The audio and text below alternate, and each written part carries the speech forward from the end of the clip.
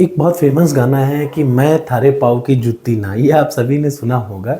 ये आज के समय के लिए बनाया गया, यानी औरतों को पाँव की जूती या फिर पत्नियों को पाँव की जूती समझा जाता है। या फिर कहा जाए तो आप यूट्यूब पे देखेंगे ना तो शॉर्ट्स वीडियो आपको दिखेगा कि औरतों के बारे में अजीब व गरीब चुटकुले बने हैं कि वो ऐसी होती है, पत्नी ऐसी होती है, वैसी होती है। लेकिन मैं आपको बताऊं, जब अर्ली वैदिक टाइम था यानी पूर्व वैदिक समय पर स्त्रियों की या फिर महिलाओं की भारत में पूजा की जाती थी। इसीलिए लिखा गया कि यत्र नार्यस्ते पूज्यन्ते रमन्ते तत्र देवता।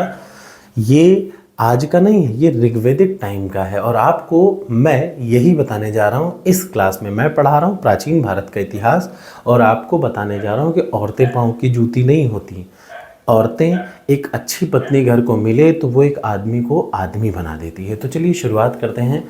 ऋग्वेद की महत्वपूर्ण महिलाएं। देखिए, ऋग्वैदिक टाइम पे आपको ये समझना होगा कि ना कोई सती प्रथा था, ना कुछ थी। उस समय कोई भी गड़बड़ियां नहीं थी।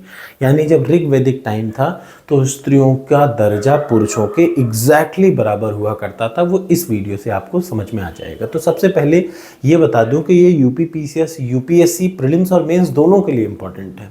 ठीक, ये वुमेन पे आप एक अच्छा, जब भी आप कभी निबंध लिखें, याद रखें, जब कभी आप निबंध लिखना शुरू करें, जब कभी आप ऐसे लिखें तो ये चीज़ को जरूर कोट करें। ये वीडियो मैंने बनाया ही इसलिए है और ये प्रश्न आता भी बहुत बार है। ठीक, इन महिलाओं के बारे में अक्सर चर्चा होती है, आपको पता नहीं रहता। तो चलिए मैं बता दूं, ये महिलाएं हैं। सबसे पहला ऋग्वेद की इंपॉर्टेंट महिलाएं हैं। सबसे पहले गार्गी, दूसरा मैत्रेयी, तीसरा अपाला, चौथा लोपामुद्रा, फिर विश्ववारा, रोमशा, घोषा और शाश्वती। ये इतनी महिलाएं हैं ऋग्वैदिक काल की इंपॉर्टेंट महिलाएं। फिर से गार्गी, मैत्रेयी, अपाला, लोपामुद्रा, विश्ववारा और रोमाशा, घोषा और शाश्वती। अब आपको लग रहा होगा कि ये सारी औरतों का जिक्र, ये इतनी महान औरतें हैं कि इन्होंने अलग अलग मंत्रों की रचनाएं की, जिनमें शुरुआत करता हूँ सबसे पहले गार्गी से। गार्गी जो महिला है ये एक बहुत महान महिला थी। इनका जिक्र किया गया है बृहदारण्यक उपनिषद में। कौन से उपनिषद में? बृहदारण्यक उपनिषद में। टोटल 118 उपनिषद ऐसे हैं जिनके बारे में पूरे प्रामाणिक है। उन 118 में से बृहदारण्यक उपनिषद एक बड़ा उपनिषद है।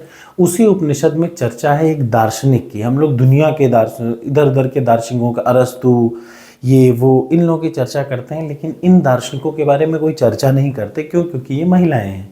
हमें लगता है कि हम ज़्यादा पुरुष प्रधान हैं, लेकिन असल बात यह है कि बृहदारण्यक में एक बहुत प्रसिद्ध दार्शनिक और विदुषी थी, बहुत तेज विद्वान महिला थी, जिनका नाम था गार्गी। ठीक, ये अपने समय के ऋषियों के साथ दार्शनिक वाद विवाद में बराबर तौर पे बैठ के भाग लेती थी। यानी उस समय कुछ नहीं था, उस समय पूरा बराबरी का दर्जा था और स्त्रियों की पूजा होती थी। दूसरे नंबर पे जो इंपॉर्टेंट महिला थी वो थी मैत्रेयी। इनका भी जिक्र बृहदारण्यक उपनिषद में किया गया और ये एक प्रसिद्ध ऋषि थे याज्ञवल्क्य, उनकी विद्वान पत्नी थी। आत्मा और ब्रह्म के बारे में इन्होंने अपने पति के साथ अनेक जगहों पर चर्चाओं पे भाग लिया।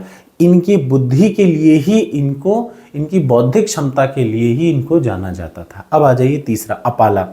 ये ऊपर की दो लोगों का नाम उपनिषद में है। कौन से? बृहदारण्यक उपनिषद, जो एक बड़ा उपनिषद है। लेकिन इनके बाद जितनी भी स्त्रियां हैं उन सब का जिक्र ऋग्वेद में है। जैसे अपाला, अपाला का नाम ऋग्वेद में उल्लिखित है। देवी और देवताओं की प्रशंसा में इन्होंने मंत्रों की रचना की।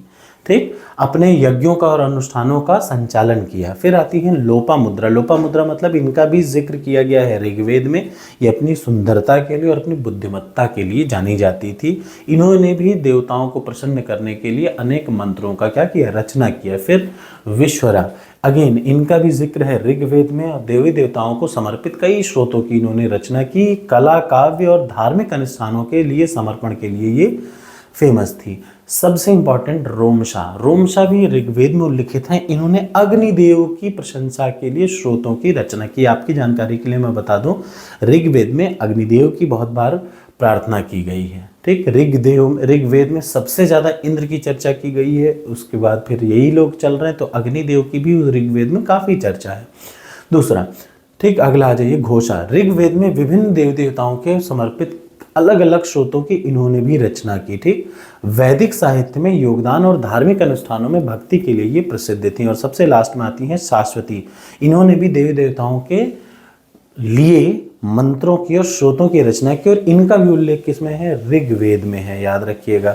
वैदिक ज्ञान को संरक्षित करने में इनका बहुत बड़ा योगदान था, इसीलिए इनको याद किया जाता है। तो आपको इन औरतों के नाम जरूर याद होने चाहिए, क्योंकि जब आप मेंस भी लिखेंगे ना, तो status of women in different era, औरतों की क्या स्थिति थी, तो ये एक वो समय था अर्ली वैदिक पीरियड का जब औरतों की पूजा की जाती थी। इसीलिए यहाँ पे लिखा गया था यत्र नार्यस्तु पूज्यन्ते, हर जगहों पर स्त्रियों की पूजा की जाती। क्योंकि देखिए, हम चाहे कुछ भी हों, आप हिंदू हों, आप मुस्लिम हों, आप सिख हों, आप ईसाई हों, हर किसी का जन्म तो माता से ही होता है ना। तो जब हमने ईश्वर को देखा ही नहीं, हमने माता से ही जन्म लिया, तो हमें उसको बड़ा मानने में कोई घमंड नहीं होना चाहिए। वही बड़ी है, इस दुनिया में सर्वश्रेष्ठ एक औरत होती है। ठीक, इसीलिए यहाँ पे श्लोक बना, और ये इतनी इंपॉर्टेंट महिलाएं हैं जिनके बारे में आपको याद रखना बहुत आवश्यक है, और ये आपको हमेशा काम देगा। Thank you so much. Video अच्छी लगी हो तो आप लाइक कर सकते हैं, नहीं तो कोई बात नहीं।